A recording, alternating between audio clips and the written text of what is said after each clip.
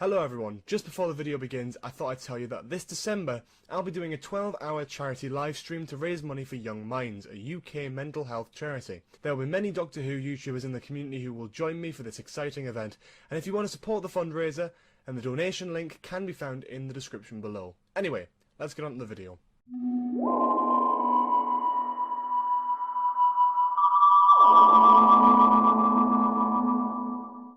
Hello everybody, I am Ace and today about the brand new video. Today we're reviewing Doctor Who, Series 11, Episode 7, Kerblam.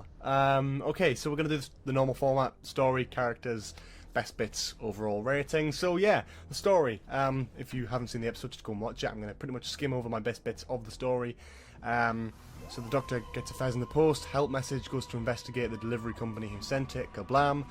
We find these service robots who are meant to be helping out and that sort of thing, along with a few significant characters to the episode which we'll talk about in just a bit.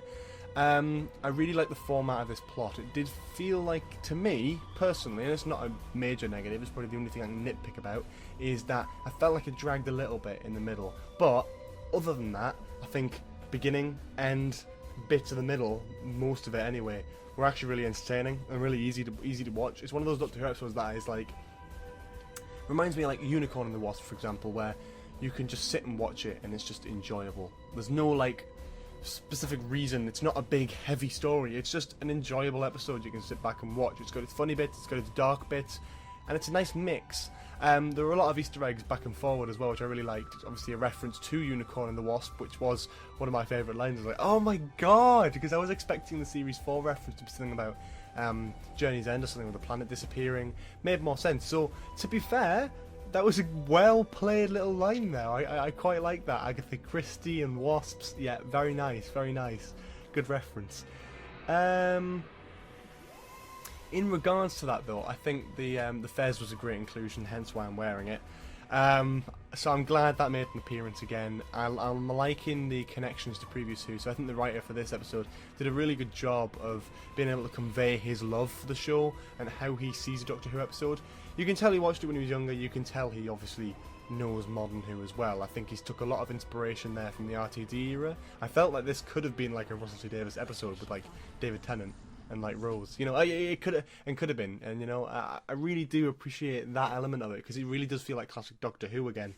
Not to say that Series 11 hasn't, but Series 11's took a very different direction, which I'm a fan of personally. But it's nice to have these new characters with all this new direction in like a very classic feeling story. So really, the vibe I want to have with New Who now is I want to have a mix of these new and old type episodes kind of lapping on top of each other. It seems the general reception from everyone on Twitter, everything like that, is pretty positive for this episode. Mainly because it feels like Doctor Who. There's a decent villain, there's a fun monster, there's some memorable characters, and the Doctor is great, the companions are great, no one stuck out as being mind-numbingly annoying. And I think that's probably the main part of why people are enjoying this episode. The Doctor was amazing in this. Jodie Whittaker, again, bumping up her performance in multiple scenarios where she is like talking down to someone. When she's having her sort of Capaldi-esque speech moments, not so much to the level of Demons of Punjab, but definitely when she's talking to the two people at the desk, especially when she's talking to Charlie at the end of the episode as well. That speech was like, oh my god, she's doing it, yeah! Really, really good on her part. I'm loving Jodie's Doctor. I really am. I think she's great, and I'm very much looking forward to getting the figure of her on site so I can really showcase that collection.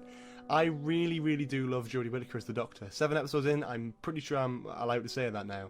I really think, although she had a bit of a rough start with a few episodes, in particular the Saranga Conundrum, I think that's that, and maybe a little bit of Arachnids, but other than that, I think all the episodes, even if the episodes haven't been perfect, she's been solid consistently throughout, and I really like that.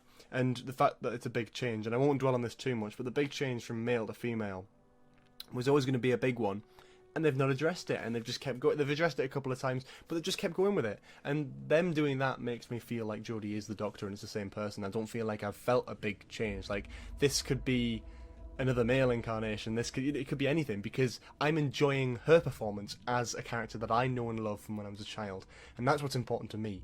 So I'm loving her. This episode, previous episodes, I think she's brilliant. and that. Again, Graham and Ryan took a bit of a back foot on this episode. Once again, you'd expect them to.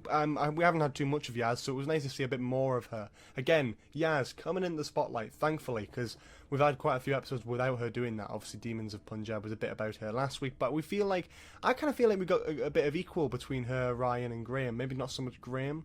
But they all had different jobs to do, so it was quite interesting to see how, because they weren't all together as one group for once, that they could all actually kind of develop their characters in separate scenarios. So obviously Yaz developed with Dan, Lee Mack's character, and Ryan developed with, I can't remember that person's name, but the young girl who was doing the packing. The Doctor didn't really talk much during that. It was more between Ryan and the girl.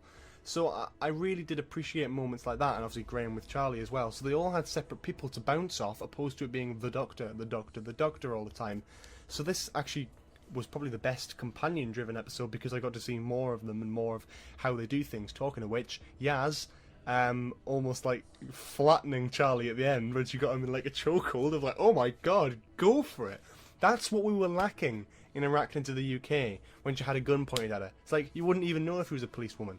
This one, you can tell, because she is a policewoman, and you know that because her instant reaction was, right, get down on the floor now, and I love that. And I really, really loved that from her character. I thought Ryan was way less annoying this episode. I liked his mention of the dyspraxia coming back into it again, with the whole idea of wanting to go down the chute and feeling a bit uneasy about it. I think that's absolutely fair enough. I thought, although a bit reminiscent of Toy Story 2, I did love the scenes with Yaz, Ryan, and Charlie on the conveyors. But I really did like it, actually, and I thought it was just a bit of fun, and that's what this episode really is in general. Not too much to say about Graham. He's just Graham, and Graham's brilliant. Other characters, I think all the guest characters were played really well. Nothing particularly sticks out for me. I think Charlie was a decent villain, because I wasn't expecting him to be the villain of the episode. He kind of just showed up and went, yeah, it's me, I'm going to teleport them. And it wasn't one of those things where the Doctor says a few things and the person behind it all goes, yeah, I suppose you're right. He's like, I'm doing this, I'm still doing it, I don't care what you're saying, I'm going to do it. And he does it, and then that's it, and then he breaks it. And it's like, he had the idea of a plan in his head all along. And I like how the Doctor, very similar to that of how Tennant dealt with like Davros in like Journey's End, for example. She's like, you've got a chance, get out of here now, get up the top of these stairs now and I'll teleport you back with us. No harm done, get out of there, now's your chance to save your life. And he didn't do it. And that's the element of it that I really like about the Doctor, as well as that character, is that actually it's like, either he was just confused, which I don't know why, because he knows what's inside those packing things, or he was adamant that he's going to die there. He didn't look scared when he was dying, he just kind of went, oh, I'm dying. So, yeah, it's an interesting one, but I'm fine with it. I really like him as the surprise villain of the episode. He wasn't throughout. If he'd been announced as the villain halfway through, then it wouldn't have really worked as well. I like how it was the last 5-10 minutes it really worked. Lee Mack was a bit wasted in this episode. I wish he'd had more, but knowing the backstory of how Lee Mack got cast was that he just emailed Chris Chibnall saying, please give me a role in the show, I'll be a lot of fun, I promise. It was a decent sized role. It was more than just a cameo, but it wasn't quite Perkins level from Mummy on the Orient Express like I was hoping or expecting, because I really, really do love Lee Mack, and the bits that he was in were great, but he was only in for a very short amount of time.